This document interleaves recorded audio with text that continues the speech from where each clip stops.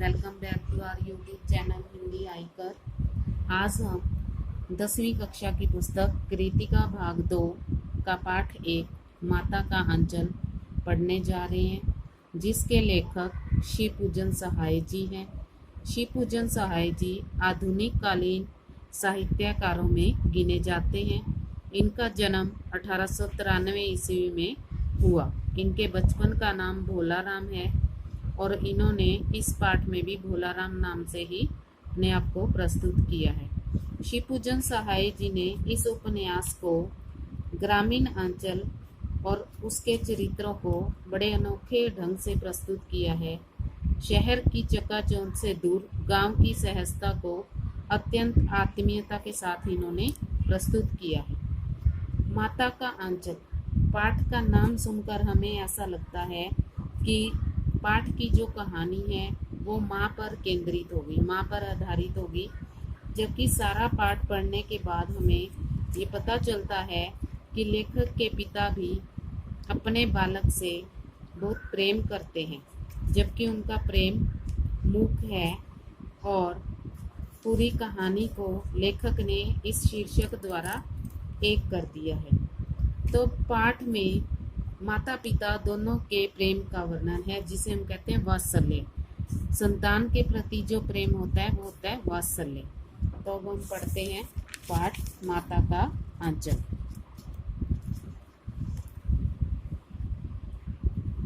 माता का आंचल से अभिप्राय माँ का आंचल या माँ की गोद। कोई भी बच्चा अपनी माँ की गोद में रहना ज़्यादा पसंद करता है, तो यहाँ भी वही प्रस्तुत किया है लेखक ने। चलिए पढ़ते हैं माता का आंचल। जहाँ लड़कों का संग तहाँ बाजे मृदंग, जहाँ बूढ़ों का संग वहाँ तहाँ खर्चे का तंग। अब यहाँ बच्चे होते हैं, बच्चे जिस घर में होते हैं, बच्चों का साथ होता है यहाँ, वहाँ हमेशा मस्ती होती है। मृदंग होता है एक तरह का वाद्य यंत्र, ढोलक की तरह, एक ढोलक जैसा एक वाद्य यंत्र। यानी कि जब बच्चे मस्ती करते हैं तो वहाँ पर यानी कि वाद्य यंत्र बजते हैं तो बच्चे बहुत मस्ती करते हैं, नाच गाना करते हैं। पर यहाँ पर बूढ़े लोग होते हैं, बड़े बुजुर्ग लोग होते हैं, वहाँ हमेशा खर्चे की बातें ही होती हैं। हमारे पिता तड़के उठकर निबट नहाकर पूजा पाठ करने बैठ जाते थे। हम बचपन से ही उनके अंग लग गए थे। अब यहाँ लेखक स्वयं बता रहा है कि जो उसके पिता हैं वो तड़के सुबह सवेरे उठकर ही निबट मतलब शौच आदि से निवृत्त होकर और नहा धोकर पूजा करने बैठ जाते थे। हम बचपन से ही उनके अंग लग गए थे, यानी कि वो भी अपने पिता के साथ ही रहते थे बचपन से ही। माता से केवल दूध पीने तक का नाता था, यानी कि अपनी माता के पास तो लेखक केवल दूध पीने के लिए जाता था। बहुत ज़्यादा समय उसका अपने पिता के साथ ही व्यतीत होता था। इसीलिए पिता के साथ ही हम भी बाहर की बैठक में ही सोया करते। अभी यहाँ लेखक खुद बता रहा है कि वो अपने पिता के साथ ही सोया करता था, अपनी माता के पास तो केवल वो दूध पीने ही जाता था। वह अपने साथ ही हमें भी उठाते और साथ ही नहला धुलाकर पूजा पर बिठा लेते। अब उसके पिता जब भी उठते साथ में ही लेखक को भी उठा लेते, उसे भी नहला धुलाकर पूजा में अपने साथ बिठाते। हम भभूत का तिलक लगा देने के लिए उनको दिक करने लगते। भभूत मतलब राग। अब वो अपने माथे पर तिलक लगाने के लिए अपने पिता से जिद करते थे कि हमें भी तिलक लगाया जाए। कुछ हंसकर, कुछ झुझलाकर और कुछ डांटकर वह हमारे चौड़े लीलार में त्रिपुंड कर देते। लीलार मतलब ललाट, माथा। त्रिपुंड आपने देखा होगा, बहुत सारे पंडितों को उनके माथे पर 3 रेखाएं आपने देखी होंगी, तो वो त्रिपुंड बना देते थे। उनके माथे पर भी 3 आड़ी रेखाएं खींच देते थे। अर्धचंद्राकार रेखाएं होती थी जो, उसे कहते हैं त्रिपुंड। हमारे ललाट में भभूत खूब खिलती थी, यानी कि उसके माथे पर जो राख का तिलक था वो बहुत अच्छा लगता था। सिर में लंबी लंबी जटाएं थी। सिर में लंबी लंबी जटाएं मतलब जटाएं क्या होती हैं, जब बाल जुड़कर रस्सी जैसे हो जाते हैं। आपने भी किसी साधु महात्मा को देखा होगा, कई बार उनके बाल ऐसे लगते हैं जैसे गुत्थे से हुआ, चोटियां सी बनी हो। जटाएं जब बाल जुड़कर रस्सी बन जाते हैं। उसके सिर पर लंबी लंबी जटाएं थी और भभूत रमाने से हम खासे बम भोला बन जाते थे। यानी कि सिर पर लंबी जटाएं होने की वजह से और माथे पर भभूत लगाने से वो बम भोला, शिव भोला बन जाते थे, शिव भोला की तरह बन जाते थे, क्योंकि शिव जी भी अपने शरीर पर भभूत लगा के रखते हैं ना, इसीलिए यहाँ पर उसने कहा है कि मैं शिव भोले जैसा दिखता था। पिताजी हमें बड़े प्यार से भोलानाथ कहकर पुकारा करते थे। अब लेखक को उसके पिताजी क्या कहते थे? भोलानाथ। पर असल में हमारा नाम था तारकेश्वर नाथ। अब लेखक का नाम क्या था? तारकेश्वर नाथ था वैसे तो, पर उसके पिताजी प्यार से उसे क्या कहते थे? भोलानाथ कहकर पुकारते थे। हम भी उनको बाबूजी कहकर पुकारा करते थे और माता को मैया। वो अपने पिताजी को बाबूजी कहते थे और माताजी को मैया कहकर पुकारते थे। जब बाबूजी रामायण का पाठ करते तब हम उनकी बगल में बैठे बैठे आईने में अपना मुंह निहारा करते, यानी कि वो उनके पास बैठा रहता जब उसके पिताजी पाठ करते और वो अपने मुंह को देखते रहते थे। जब वह हमारी ओर देखते तो हम कुछ लजाकर मुस्कुराकर आईना नीचे रख देते। जब उसके पिताजी उसकी तरफ देखते तो वो शर्मा जाता था और हंस पड़ता था और उस मिरर को, शीशे को नीचे रख देता था, आईने को। वह भी मुस्कुरा पड़ते और उसके पिता भी हंसने लग जाते थे। पूजा पाठ कर चुकने के बाद हम राम राम लिखने लगते। अपनी एक रामनामा बही पर 1000 राम नाम लिखकर वह उसे पाठ करने की पोथी के साथ बांधकर रख देते। अब पूजा पाठ करने के बाद वह क्या करते? उसके पिताजी राम राम लिखने लग जाते। एक रामनामा की बही उन्होंने लगा रखी थी जिसके अंदर वो 1000 बार राम नाम लिखते और फिर उसे पुस्तक के साथ बांधकर रख देते थे। फिर 500 बार कागज के छोटे छोटे टुकड़ों पर राम नाम लिखकर आटे की गोलियों में लपेटते और उन गोलियों को लेकर गंगा जी की ओर चल पड़ते। कागज पर राम लिखकर आटे की गोलियों में उसकी गोलियां बना लेते आटे में डालकर और फिर उसे गंगा जी की ओर लेकर चल पड़ते। उस समय भी हम उनके कंधे पर विराजमान रहते थे। अब वो उस समय भी जो लेखक है वो कंधे पर बैठकर, विराजमान मतलब बने रहना, बैठे रहना, कंधे पर बैठकर जाते थे। जब वह गंगा में एक एक आटे की गोलियां फेंककर मछलियों को खिलाने लगते तब भी हम उनके कंधे पर ही बैठे बैठे हंसते रहते थे। यानी कि अब यहाँ पर लेखक के पिताजी उससे बहुत प्रेम करते थे, हर वक्त उसको अपने साथ रखते थे। ये बात इसमें लेखक समझाना चाहता है। जब वह मछलियों को चारा देकर घर की ओर लौटने लगते तब बीच ही रास्ते में झुके हुए पेड़ों की डालों पर बिठाकर उसे झूला भी झुलाते थे। गांव के माहौल का वर्णन है, ग्रामीण वर्णन है, इसीलिए पेड़ों की डालों पर लोग बैठते थे, उस पे झूले झूलते थे बच्चे। कभी कभी बाबूजी हमसे कुश्ती भी लड़ते, यानी कि उनके पिता भी बच्चों के साथ बच्चे बन जाते थे और उनके साथ कुश्ती का खेल भी करते थे। वह शिथिल होकर हमारे बल को बढ़ावा देते थे। शिथिल मतलब खुद कमजोर थे, ढीले थे, फिर भी उनके बल को हौसला देते थे, यानी कि उनकी शक्ति को बढ़ाते थे और हम उनको पछाड़ देते थे। यानी कि जानबूझकर उसके पिता ढीले पड़ जाते थे और वो जीत जाते थे। पछाड़ देना मतलब पीछे छोड़ देना। यह उतान पड़ जाते और हम उनकी छाती पर चढ़ जाते। उतान मतलब पीठ के बल लेटना। उनके पिताजी पीठ के बल लेट जाते थे और वो उनके ऊपर चढ़ जाते थे। जब हम उनकी लंबी लंबी मूछें उखाड़ने लगते तब वो हंसते हंसते अपने हाथों को मूछों से छुड़ाकर उन्हें चूम लेते। बच्चा छोटा था, पिता का बच्चे के प्रति प्रेम इसी प्रकार व्यक्त होता है कि उसके पिता उसको उसके हाथ चूम लेते। फिर जब हमसे खट्टा और मीठा चूमा मांगते तब हमारी बारी कर अपना बायां और दाहिना गाल उनके मुंह की ओर फेर देते। देखो, जब बच्चे से प्रेम करते हैं माता पिता तो उसकी गाल पर चुम्मा लेते हैं तो वो उसे खट्टा और मीठा चुम्मा बताकर लेते थे। बाएं का खट्टा चुम्मा लेकर जब वह दाहिने का मीठा चुम्मा लेने लगते तो हम उसकी दाढ़ी और मूंछ को कोमल गालों पर गड़ा देते थे। यानी कि उस बच्चे की गालों पर वो अपनी दाढ़ी मूंछ गड़ा देते थे, मतलब जोर से चिपका देते थे। हम झुझुलाकर फिर उनकी मूछें नोचने लग जाते थे। इस पर वह बनावटी रोना रोने लगते और हम अलग खड़े खड़े खिलखिलाकर हंसने लगते। यानी कि उसके पिता उसके साथ बिल्कुल बच्चों की तरह खेलते थे, बच्चों की तरह सारे काम करते थे। उनके साथ हंसते हंसते जब हम घर आते तब उनके साथ ही हम भी चौके पर खाने बैठते थे। चौके मतलब चूल्हा या रसोई घर।